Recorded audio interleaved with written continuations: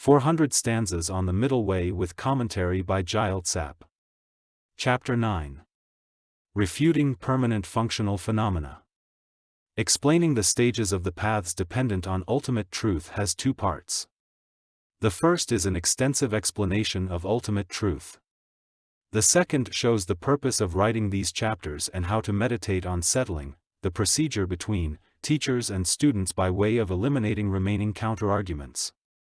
The extensive explanation of ultimate truth begins with a general refutation of true existence by refuting permanent functional phenomena. This is followed by refuting truly existent functional phenomena individually. Finally, the inherent existence of production, duration and disintegration, the characteristics of products, is refuted. General refutation of true existence.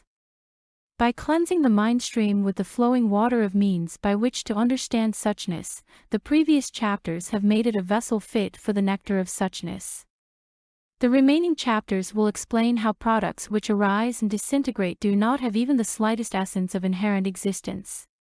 In the world it is accepted that when a laborer works hard for his wage, it is for the result and not because it is his nature to do so. Similarly, all external and internal functional phenomena do not arise of their own accord. Since they are produced solely through a multifarious aggregation of factors consisting of interrelated causes and effects, functional things are produced for their effects. They therefore are not permanent, inherently produced or truly existent. They do not have an essence able to sustain analysis, nor do they exist as things in and of themselves. Only subduers, because they have the abilities of perfected body, speech and mind, directly know impermanence, emptiness and all things without exception as they are. Since no one else does, there are no other Tathagatas. Moreover, the teacher said, whatever is produced inevitably ceases, for aging and death are conditioned by birth. Thus, since production is for the sake of disintegration, nothing endures by way of its own entity. Some refute permanence and true existence by virtue of autonomous reasons. The unfeasibility of this is explained in Candrakirti's commentary.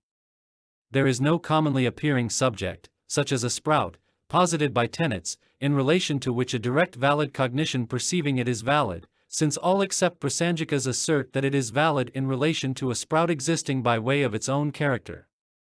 Prasangikas assert this is impossible. Vaisesika assertion, although things that are produced for their effect are not permanent, functional things from space to the mind, which lack both the feature of being produced and that of being producers, and the smallest particles, which, though they are producers, are not produced are permanent and truly existent. Answer: never, at any time or in any place, is there any chance of finding a functional thing that does not depend on relatedness. Thus never is there anywhere a permanent functional phenomenon. Since whatever exists only exists dependently, it does not have even the slightest existence by way of its own entity. Assertion: dependently arising phenomena like pleasure and so forth exist, and the self is the cause that attracts them. Thus the self exists and, moreover, is permanent. Answer: there is no personal self, since that which has no producing cause is not a functional thing, nor is there anything permanent which has a cause. Buddha, the one who knows suchness, said phenomena that come into being causelessly do not exist, phenomena with causes and conditions are known. Phenomena without causes and conditions do not exist. If on seeing that a pot and pleasure are impermanent and produced, one asserts that the self and so forth are by implication permanent, it would follow that because of seeing that a pot and so forth are produced and exist, whatever is permanent like the self should be non-existent like a sky flower. Assertion: the treatises of knowledge say space, individual analytical cessations, and non-analytical cessations are permanent and substantially existent. Any refutation of this is invalidated by your own assertions. Answer: that is not so. Not understanding the significance of applying the term space to a mere absence of obstructive contact and so forth, common people think that uncompounded space and so on are permanent, functional phenomena. Those who are wise concerning the suchness of functional phenomena, far from thinking they exist ultimately, do not regard permanent functional phenomena even as objects perceived by conventional valid cognition. Only that which does not change is termed permanent. What Sutra says is not primarily stated to establish substantial existence, but to refute the existence of permanent functional things. Assertion: space is permanent because it is omnipresent. Whatever is impermanent, like a pot, is not omnipresent.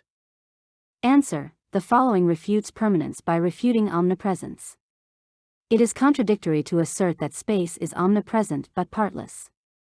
The part of space contiguous to an eastern pot is not present wherever there is space which has directions, such as where there is a western pot. If it were, the western pot would be in the east and the eastern pot in the west. If to guard against such a fallacy one asserts that the part of space which is in the east is not in the west, directional space very clearly must have other parts. Therefore one should not accept permanent functional things.